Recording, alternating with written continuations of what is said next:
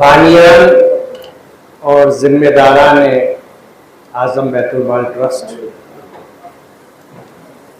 خواتین و حضرات، السلام علیکم۔ میں بہت مشکور ہوں آپ سب حضرات کا کہ آپ نے مجھے موقع دیا، اس طالب علم کو موقع دیا کہ جو کچھ میں نے سیکھا سمجھا ہے اسے آپ کے پاس رکھوں۔ اس کا محرک جو ہے وہ کچھ چیزیں جن کو میں نے بچپن سے خود تجربہ کیا اور جن کو اپنے چاروں طرف دیکھا،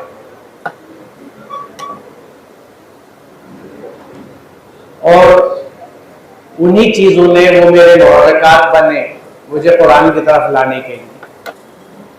کیونکہ بہت سی چیزیں جسے بچپن میں مجھے سکھایا گیا تھا ان سے متعلق سوالات کے جواب مجھ کو نہیں ملے، بلکہ ڈسکریج کیا گیا کہ نہیں، عقائد کے معاملے میں سوال نہیں کیا جاتا، جو کہا جاتا اسے کر لو۔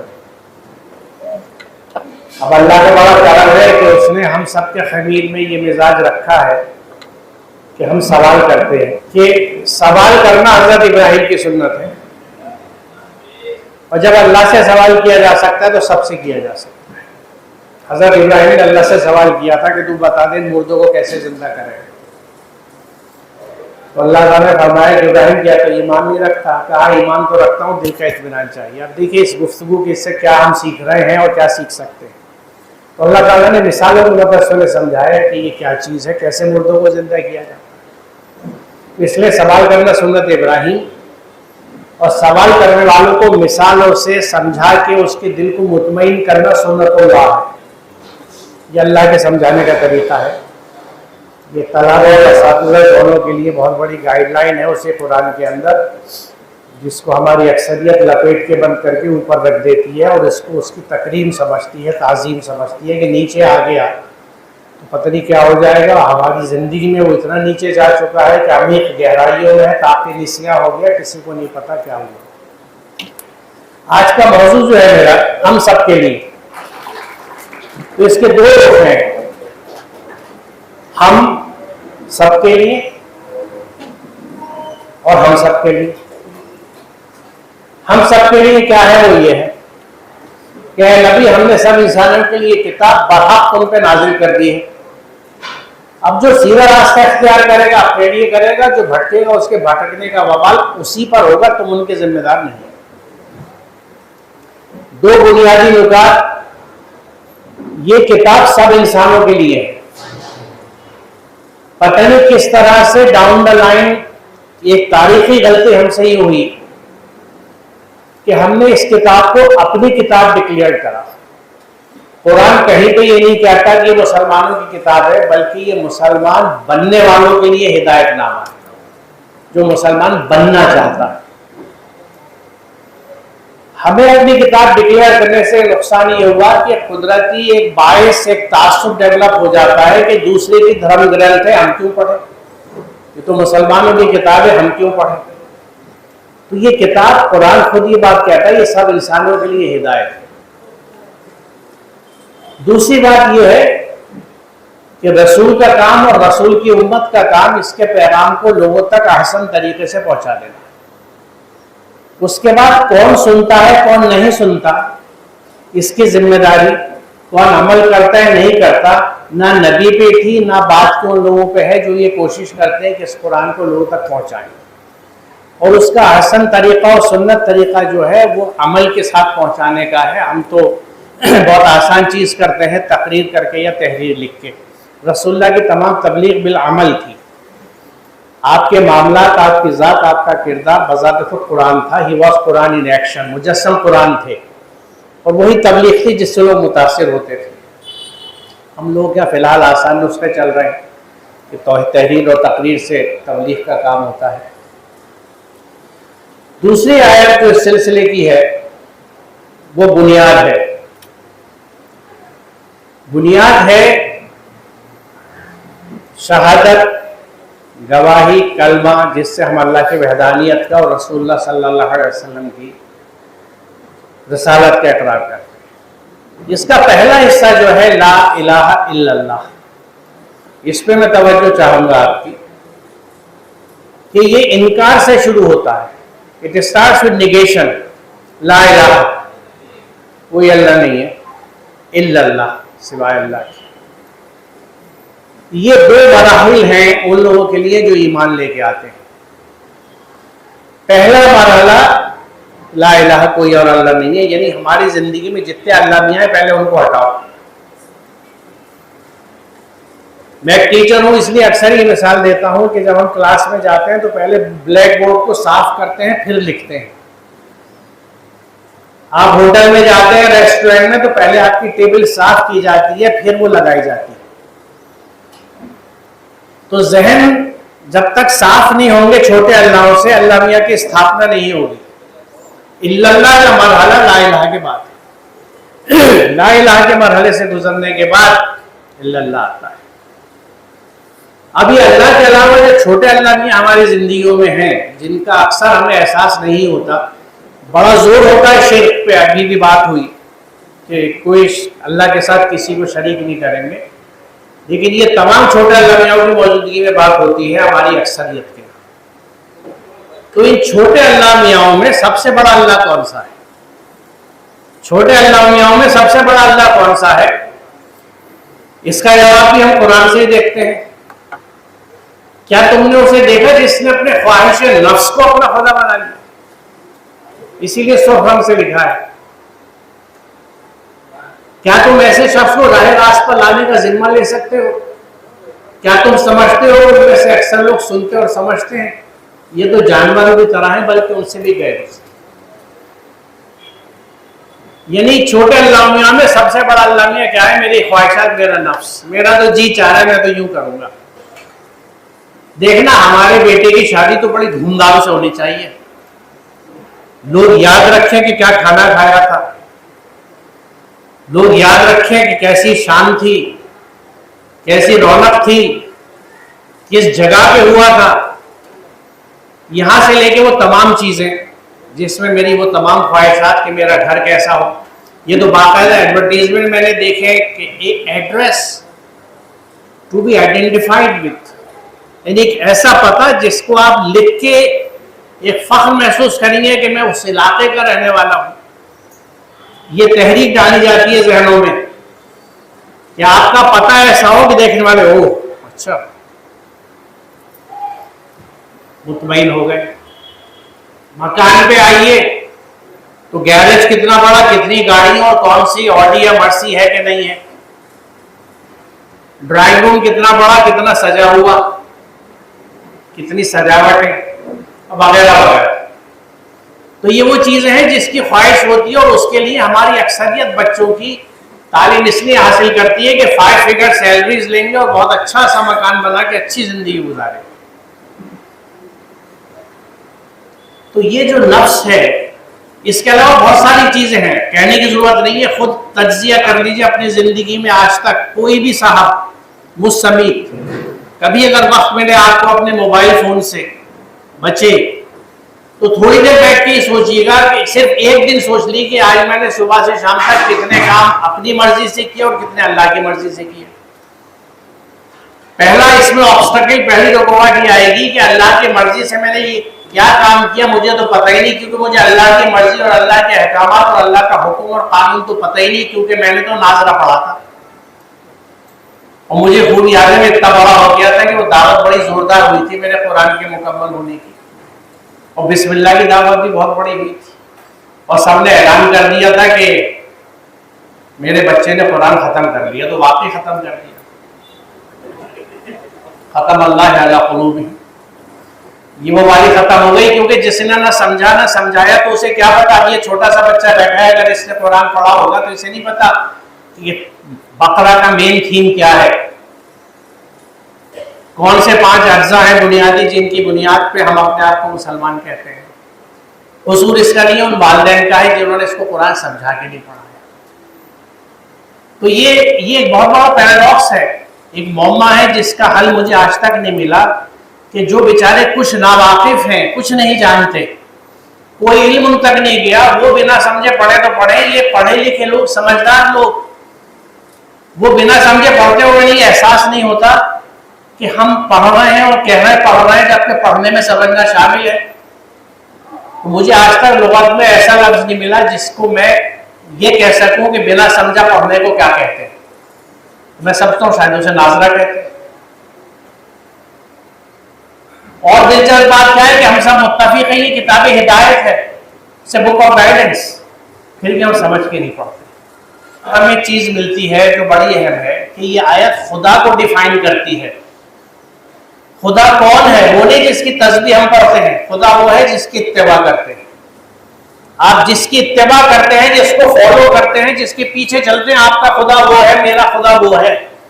اگر میں منمانی زندگی گزارتا ہوں تو میرا خدا میرا دل ہے، میری خواہشات ہیں.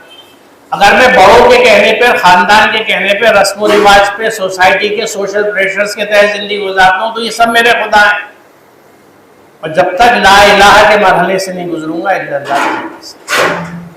تو پہلے ان خداؤں کو ختم کرنا ہے، اس کے بعد اگلا مرحلہ آتا ہے.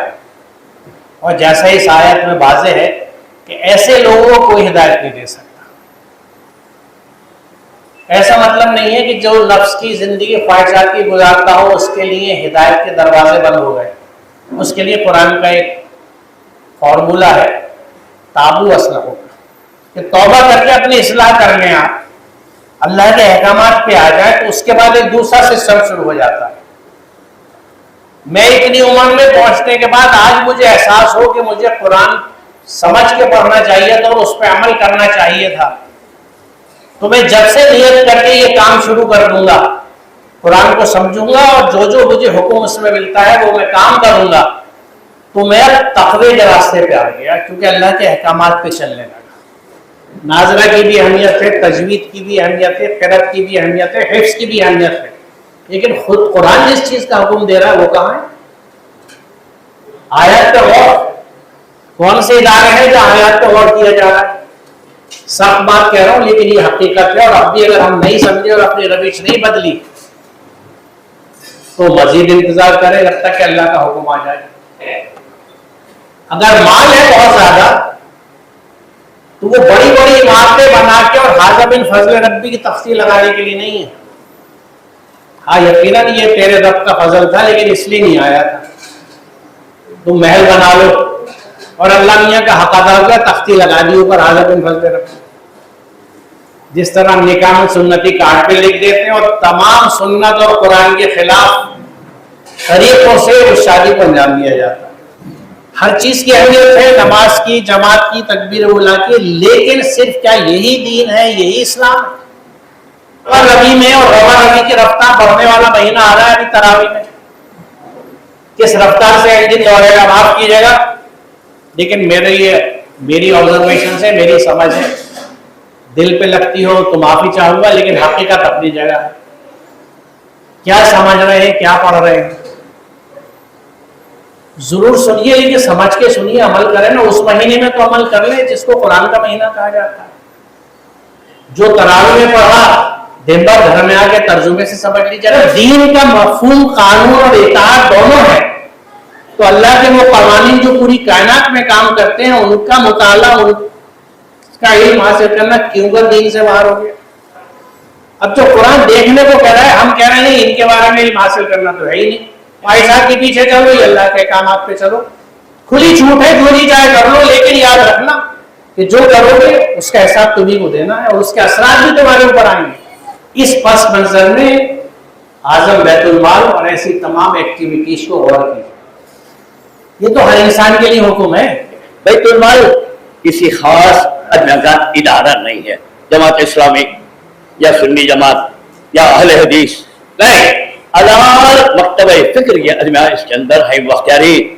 یہ تو لہذا ہر راستے کا بلا فرقے کے بغیر کسی قسم کے تعصب کے ہدیہ کی مدد کر رہی، اور اس کے ساتھ ساتھ یہ دنیاوی آخری تعلیم کے ساتھ ساتھ دینی تعلیم کے بھی ان کے اندر کنٹریبیوشن ہے. جاؤ جائیں گے سر باہر. میں بیت المال کو بھیجا تھا وہ بچے کی شادی کے واسطے، آصف ہاں نہیں دیتے شادی ہو گئے. حقیقت میں لگاؤ تمہیں شادی ویسا ٹاٹا بھیجوا کے بھیجا کے جیسا کرتے رہو تو ہمیں کیا پھیلا کو دیں گے. یہ شادی سنت رسول کے مطابق بولو. شادی نہیں ہے، مفلس ہے، خلاص ہے، یہ دلاؤ، انہوں نہیں دیا تو وہی دے دو. میں رفیع الدین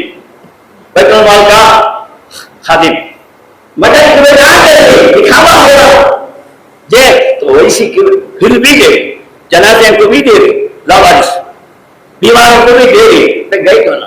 ایسے ادارے ہی اندر اپنے بھی آؤ. انہوں سرپرستی کرتی بزرگ ہمارے ہیں, صدیق صاحب ہیں, ریاض الرحمان صاحب ہیں, پر پروفیسر صاحب ہیں, اور آپ محنت کرو, فعال بنو.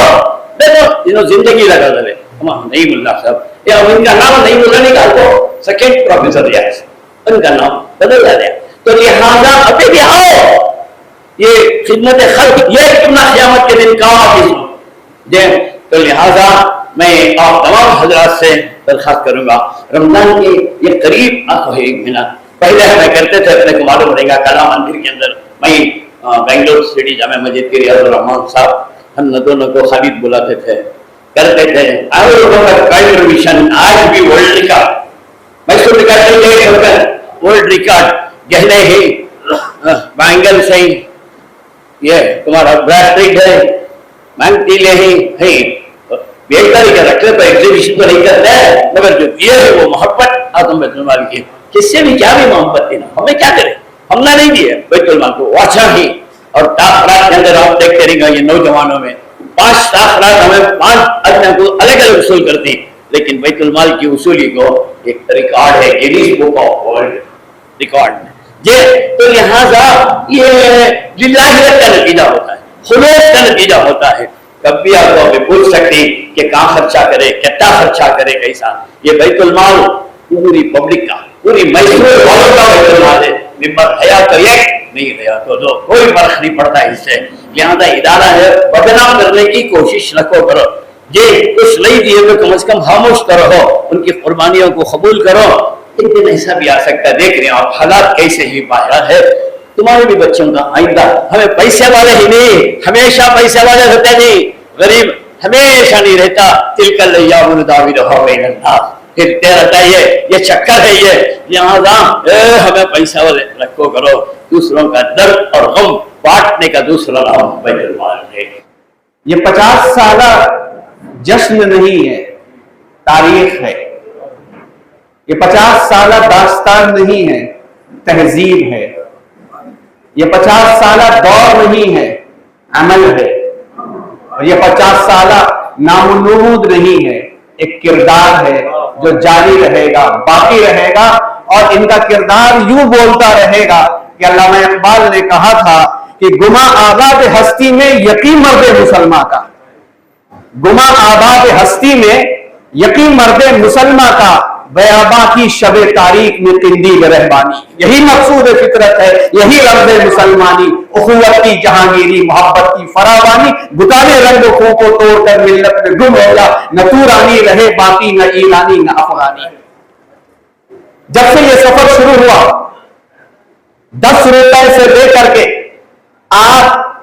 آج کی آڈٹ رپورٹ میں 54 کا بھی حساب آپ پا سکتے ہیں. لیکن اعظم بیت المال نے صرف آڈٹ رپورٹ ہی کلیئر نہیں رکھی ہے, ایک کردار کو یہ کلیئر رکھا ہے کہ مسجد اعظم کے صحن سے, جس کو پروفیسر ریاض صاحب, پروفیسر نور احمد صاحب نے بڑے پیارے انداز میں آپ کے سامنے بیان فرمایا کہ ہی حتی مطلع الفجر, جب سورہ القدر میں اللہ کا پیغام ہے کہ فرشتے اور روح الامین اترتے ہیں, تو اس قدر کی رات میں 10 روپے کا قدر جو ہے وہ 50 سال تک بولتا نظر آ رہا ہے. اور ان 50 سالوں کے اندر جو چیز محسوس کرنے کی ہے, وہ چیز 2 محسوس کرنے کی ہے. کیونکہ آپ نقوش راہ میں مضمون اعظم بیت المال کی اہمیت رپورٹ سب پا جائیں گے. 2 چیزوں کو آپ محسوس کیجئے. پہلی چیز تو یہ کہ ان 50 سالوں کے اندر اعظم بیت المال ہی رہا ہے.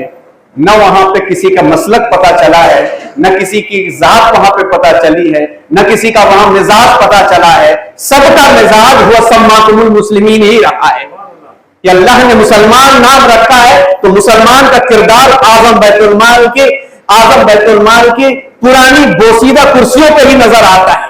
نہ فرنیچر سجائے گئے, نہ وہاں پہ اے سی لگایا گیا. اور آج بھی جو ہے ایک چارجنگ لائٹ رکھی گئی ہے کہ لائٹ چلی جائے تو اسی چارجنگ لائٹ میں ہمارے آصف بھائی اور ندیم بھائی کام کرتے نظر آ جاتے ہیں. یہ وہ کردار تھا کہ جس کے بارے میں قرآن مجید میں اللہ تبارک و تعالیٰ نے ارشاد فرمایا تھا وَيُؤْثِرُونَ أَنفُسَهُمْ وَلَوْ كَانَ بِهِمْ خَصَاصَةٌ، کہ اپنی ذات کے اوپر، اپنے مزاج کے اوپر، اپنے کردار کو، اپنے مزاج کے اوپر، قوم کے کردار کو، اللہ کے بندوں کی خدمت کو یوں ترجیح دیتے ہیں کہ 20 سال کا عرصہ مجھے ہو گیا ان حضرات کے ساتھ رہتے ہوئے، کبھی ہم نے ان کی زبان کے اوپر ترشی، ان کے مزاج میں ترشی یا زبان کی غیبت نہیں سنی ہے۔ جو بھی آئے اس کے لیے جو حاضر ہوتا ہے وہ اپنی جیب سے کھلایا جاتا ہے، جس میں سب سے پسندیدہ میری 2 کپ کالی چائے ہے، وہ اور جاری رہے گی انشاءاللہ، اللہ عمر دراز فرمائے ان حضرات کے لیے۔ وہاں پہ چائے نہیں ملتی ہے، چاہ ملتی ہے، اور چاہ کی چاہ ہے، چاہ چاہیے۔ اور دوسری چیز جو محسوس کرنے کی ہے، یہ اعظم بیت المال دعویٰ نہیں کیا جا سکتا کیونکہ تاریخ بہت لمبی ہے، ہندوستان میں بھی بہت کردار ہو رہا ہے، لیکن میری مختصر معلومات کے اعتبار سے جہاں تک میری نظر ہے کہ کوئی ایسا ادارہ یا خاص طور پر عوامی ادارہ نہیں ہے جس کو اساتذہ چلاتے ہوں، آپ صدر جلسہ جناب ایم جے صادق صاحب کون ہیں؟ استاد ہیں۔ پروفیسر نور احمد خان صاحب کون ہیں؟ استاد ہیں۔ پروفیسر ریاض احمد صاحب کون ہیں؟ استاد ہیں۔ ڈاکٹر نعیم اللہ شریف صاحب کون ہیں؟ استاد ہیں۔ اب تو ان کے ساتھ مشاہیر صاحب بھی جڑ چکے ہیں، اب مشاہیر بننے میں کوئی شک نہیں۔ The reason why I have been invited for this function is probably because of 2 things. One, my stature in society, which is a very benevolent gift from Allah Almighty, and secondly, for my rather close inactive connection with the Azam Baitul Mal.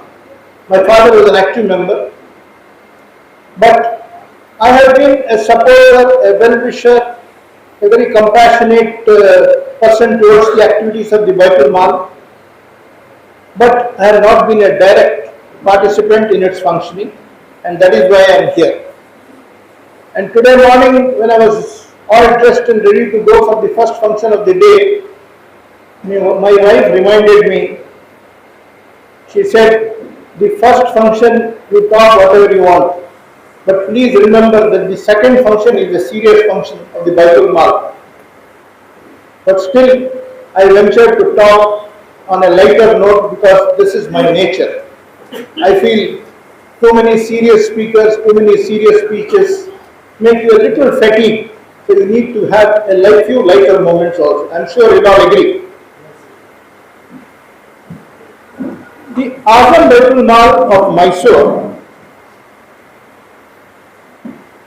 can rightly be called a very, very pioneer initiative.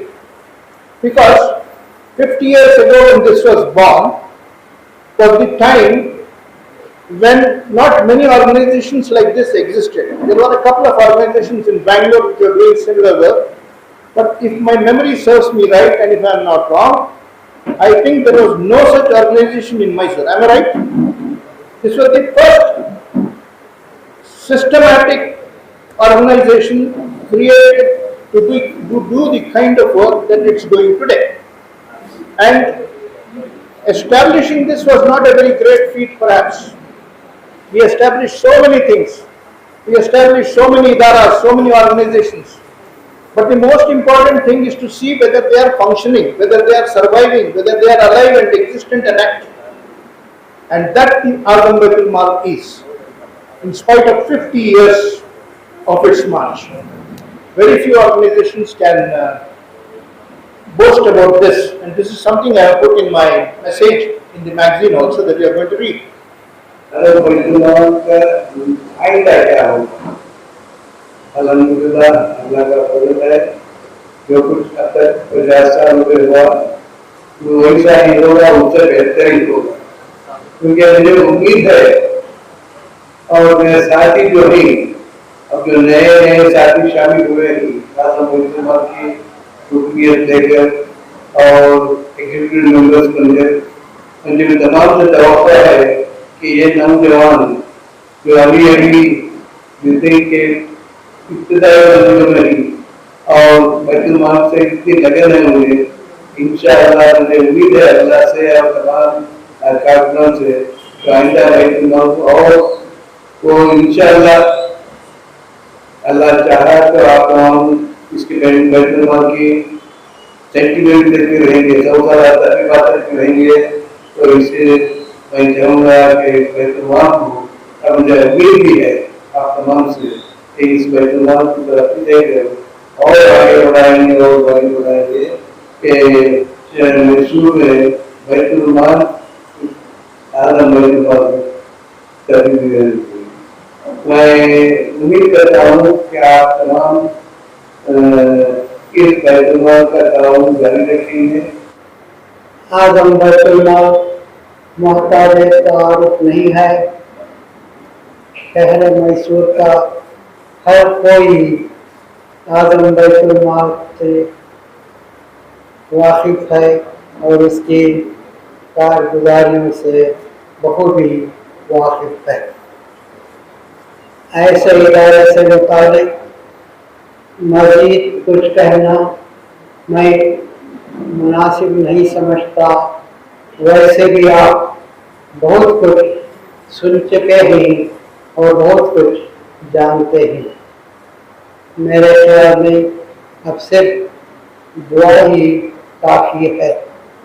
اللہ اعظم بیت المال کو مزید عظمت و ترقی عطا فرمائے، منتظمین و اراکین کے حوصلوں کو بلند فرمائے اور ان کو مزید ہمت عطا فرمائے، آمین۔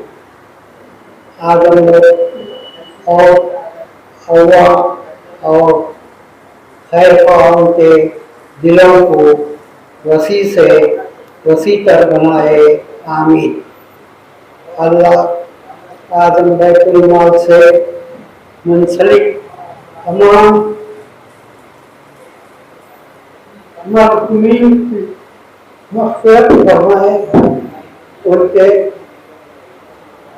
خدمات کو قبول فرمائے اور ان کے خدمات کو قبول فرماتے ہوئے صدقہ جاریہ کے زمرے میں شمار فرماتے ہوئے ان کو جنت الفردوس میں اعلیٰ سے اعلیٰ مقام عطا فرمائے، آمین۔ آج سے 50 سال پہلے جناب ڈاکٹر نصیر الدین صاحب نے ماہ رمضان کی شب قدر میں جو پودا لگایا تھا آج شجر طور بن کر سامنے کھڑا ہوا ہے، جس سے ہزاروں لوگ مستفیض ہو چکے ہیں اور ہو رہے ہیں۔ اللہ جناب نصیر الدین صاحب کی مغفرت فرمائے، ان کے اس عظیم کارنامے کو قبول فرماتے ہوئے انہیں جنت الفردوس میں اعلیٰ سے اعلیٰ مقام عطا فرمائے، آمین۔ آج کے اس اجلاس کو کامیاب بنانے میں جن جن احباب نے ہمارا بھرپور ساتھ دیا، ہر طرح سے ہماری ہر ممکن مدد فرمائی، چاہے کھلے عام ہو یا درے پردہ، میں ان سب کا مشکور ہوں۔ اللہ ان سب کو جزائے خیر عطا فرمائے، آمین۔ منتظمین اعظم بیت المال و اراکین اعظم بیت المال اور اعظم بیت المال سے وابستہ ہر احباب نے آج کے اس اجلاس کو کامیاب بنانے کے لیے دن رات ایک کر دیے اور ان کی کاوشوں اور محنتوں سے آج کا یہ دن ایک ہر طرح سے کامیاب رہا۔